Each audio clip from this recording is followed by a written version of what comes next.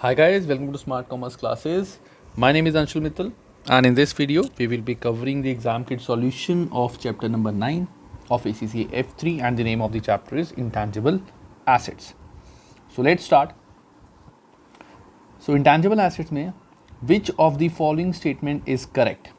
पहले, if all the conditions specified in International Accounting Standard 38 intangible assets are met, the directors can choose whether to capitalize the development expenditure or not. This is false, क्योंकि क्या capitalise करना है क्या नहीं करना वो हमें IAS में एग्जैक्टली लिखा हुआ है. डायरेक्टर की मर्जी पे नहीं होता कि वो क्या कैपिटलाइज करना चाहते हैं क्या नहीं.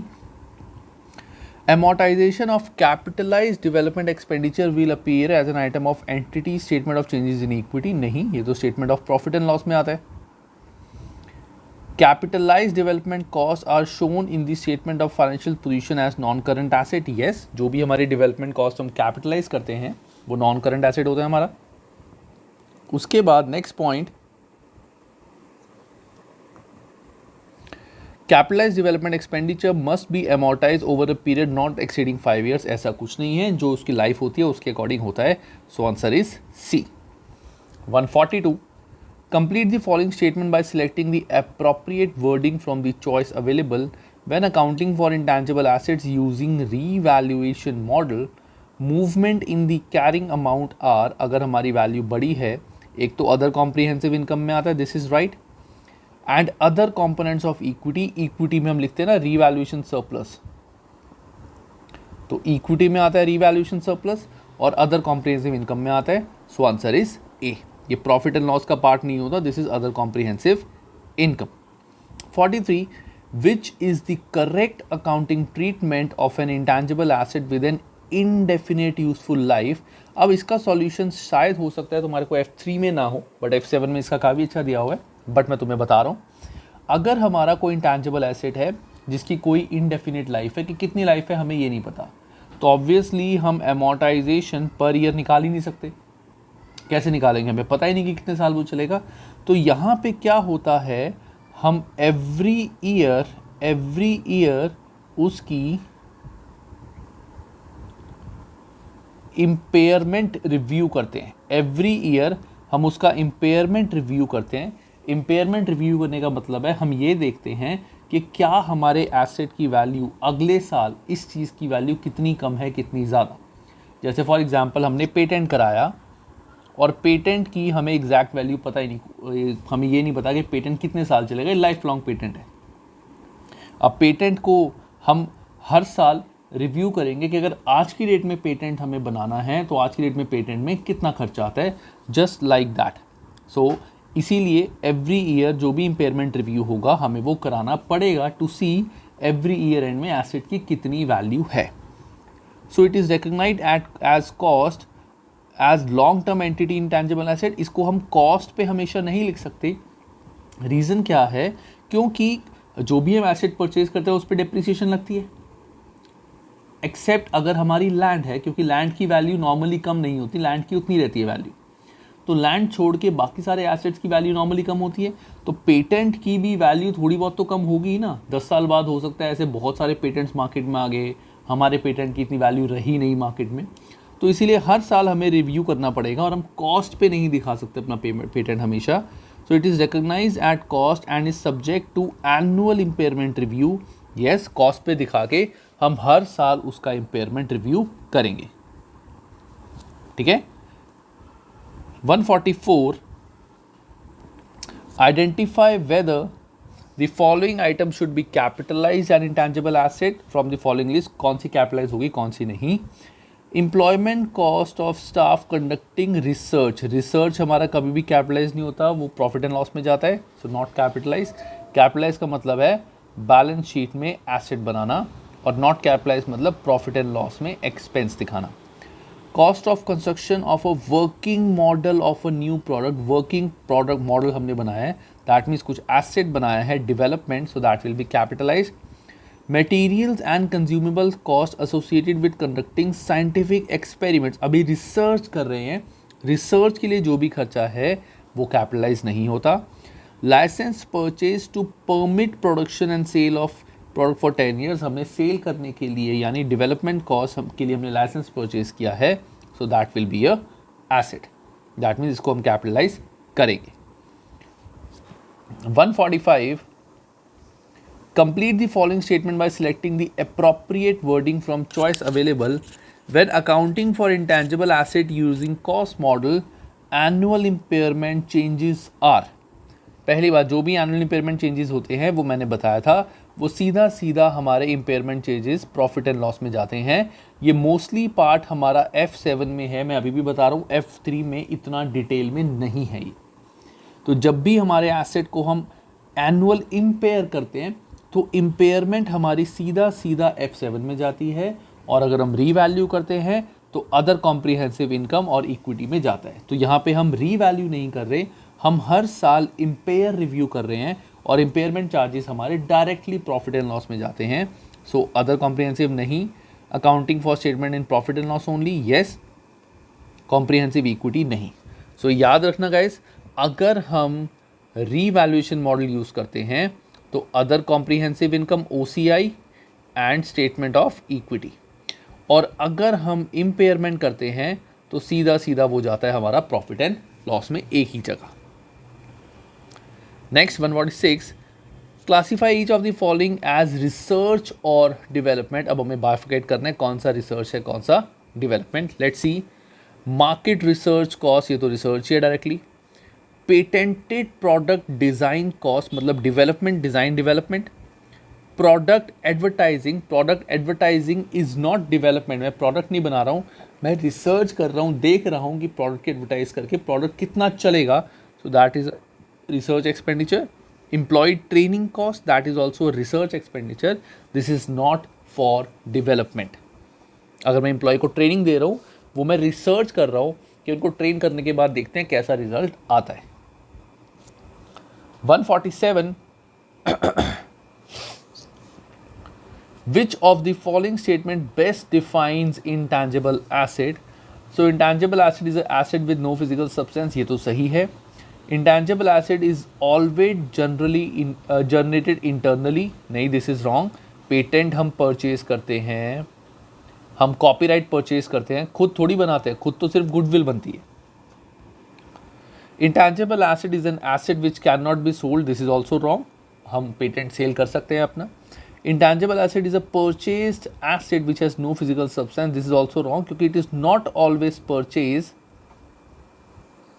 सेल्फ जनरेटेड भी हमारे इंटेंजिबल एसेट होते हैं, तो intangible asset can be self generated and can be purchase, so your answer is A, simple. 148, identify the cost of project should be accounted for in financial statement, तो कौन सा हमें expense दिखाना पड़ेगा, कौन सा एसेट आएगा। दोबारा, project 1 is applying a new technology to the production of heat and resistance fabric. On completion, the fabric will be used in the production of uniform of the emergency services.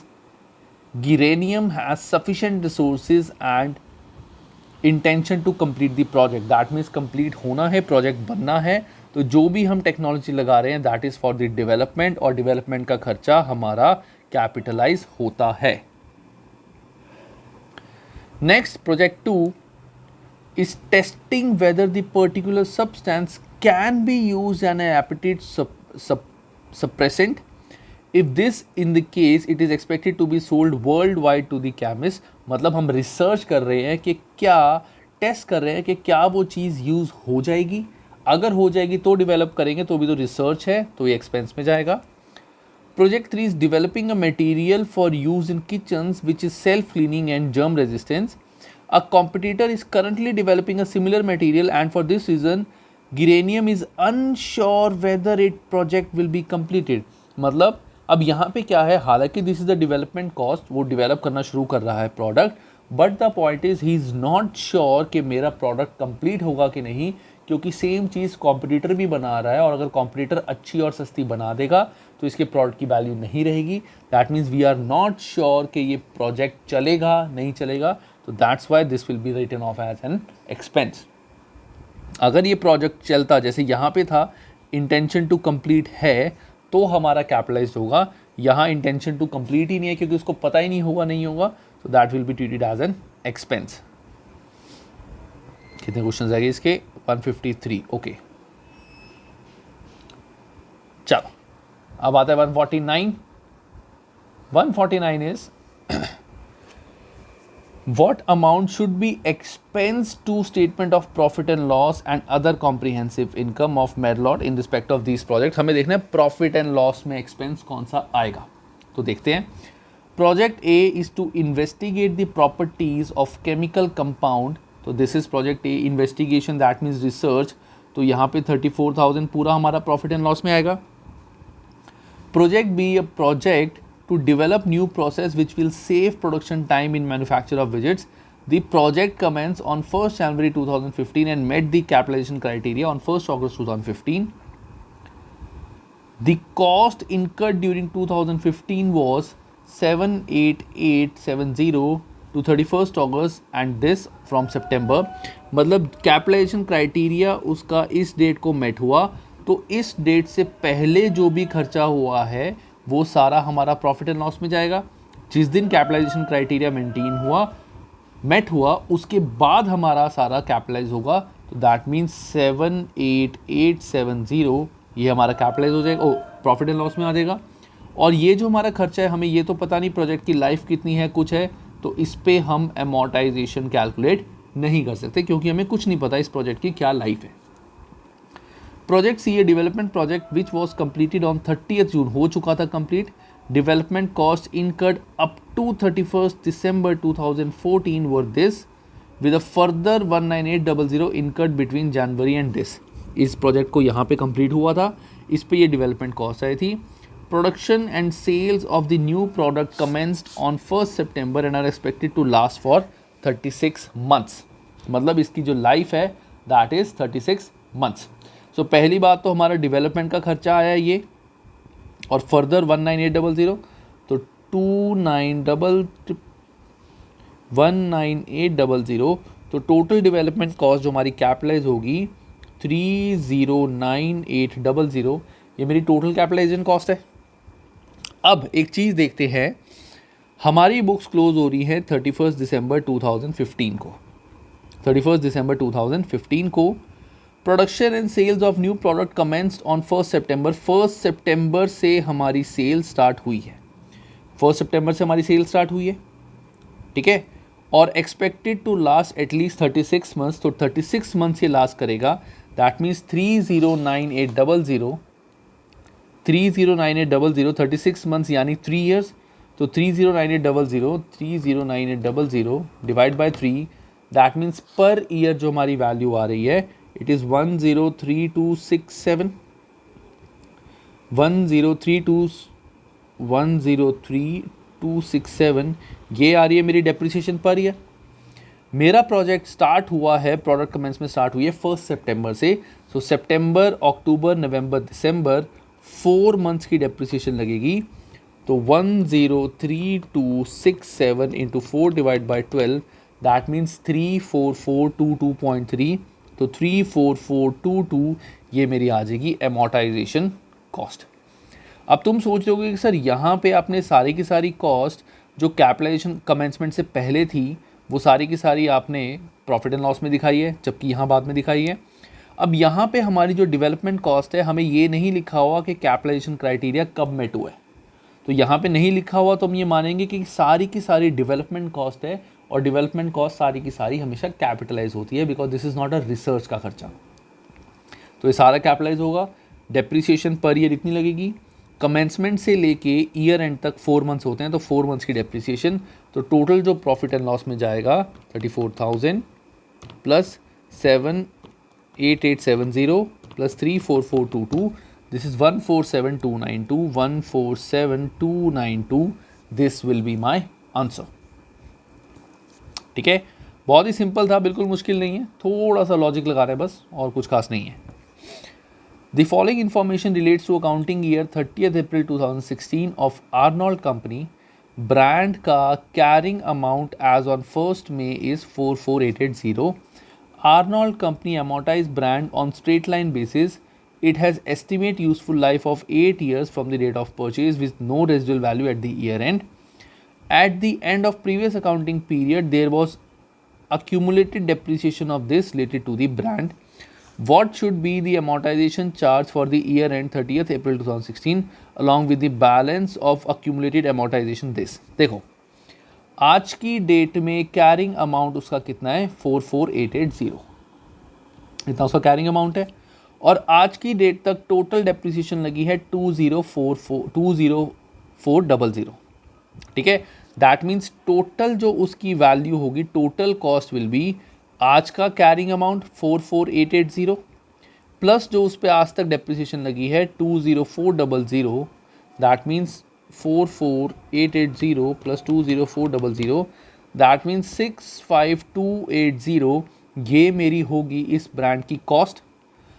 Useful life is 8 years, 8 years मतलब 64280 divide by 8, that means per year depreciation is 8160। तो पर year depreciation is 8160 पहली बात। तो year end में देखो हम है 1 मई 2015, दैट मीन्स 30 अप्रैल 2016, इस साल के एंड में डेप्रिसिएशन तो हमारी 8160 लगेगी।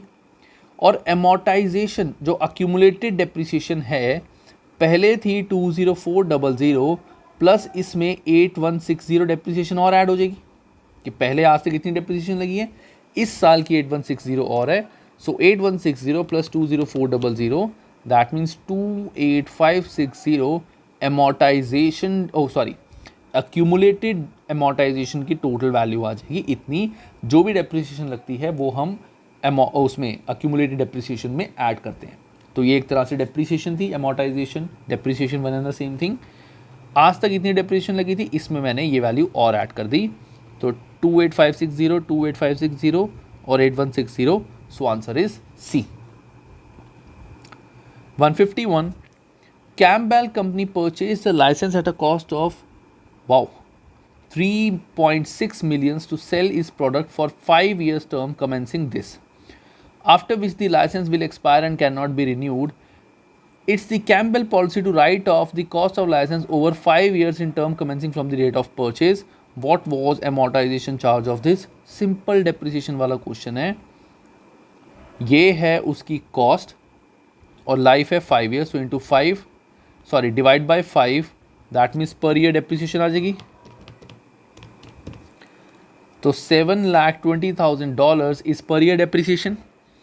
कमेंसमेंट स्टार्ट हुई है 1 जुलाई से, बुक्स क्लोज होंगी 31 मार्च को। कमेंसमेंट स्टार्ट होगी 1 जुलाई से, बुक्स क्लोज होंगी 31 मार्च को। तो इससे लेके इसके बीच तक कितने मंथ्स हुए? जुलाई, अगस्त, सितंबर, अक्टूबर, नवंबर, दिसंबर, Jan, Feb, March, that means 9 months. Per year depreciation थी इतनी, so into 9 divide by 12, that means 5,40,000 will be the amortization charge. Simple, हम पर ईयर प्रोरेट करते हैं प्रोपोर्शनेट मेथड, जैसा सेम हमने डेप्रिसिएशन में किया था। तो मैंने पर ईयर डेप्रिसिएशन निकाल दी।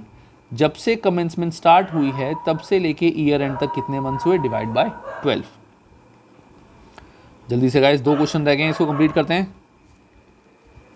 आगे 152, the following information relates to accounting year this of Barnaby company. License का कैरिंग अमाउंट है इतना ऑन 1 जनवरी 2016। Barnaby company amortize the license on straight line basis. It has estimate life of 6 years from the date of purchase with no residual value. At the end of this period, accounting accumulated depreciation, guys ये exactly same question है जैसा हमने करा था, exactly same।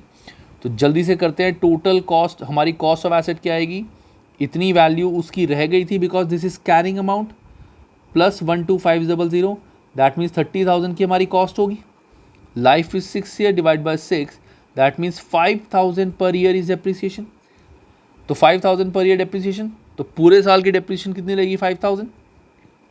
अभी तक amortisation थी इतनी, इसमें 5,000 और ऐड हो जाएगी, तो 17500। तो during the year depreciation 517, D is your answer.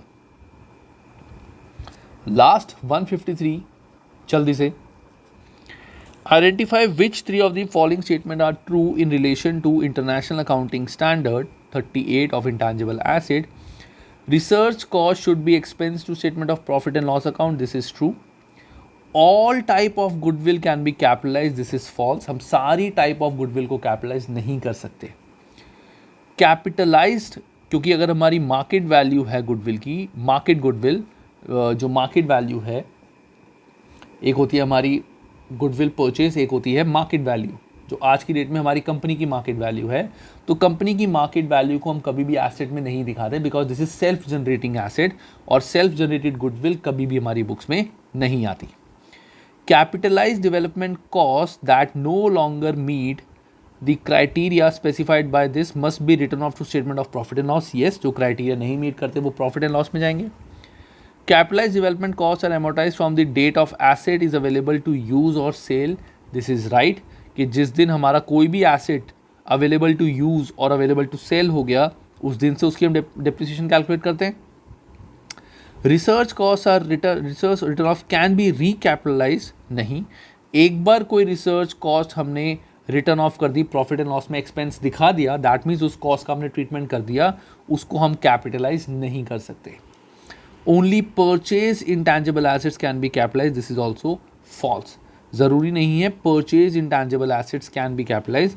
दूसरे इंटैंजिबल एसेट्स को भी हम कैपिटलाइज कर सकते हैं, डिपेंड्स अपॉन कंपनी. वो मार्केट वैल्यू ऑफ गुडविल को भी कैपिटलाइज कर सकती है. It is their choice, it can be. ठीक है, so only purchase intangible asset can be capitalise. This is also false. अगर हमने रिसर्च एंड डेवलपमेंट करा है, ये परचेज तो करी नहीं, हमने पूरा खर्चा करा है, धीरे धीरे करके एसेट को बनाया, डेवलप करा है. ये हमने परचेज थोड़ी करा है, तो पूरा बनाया रिसर्च एंड डेवलपमेंट, उसको हम कैपिटलाइज करते हैं. और यहाँ होता है गाइस हमारा ये चैप्टर खत्म. So guys, take care of yourself and have a good time.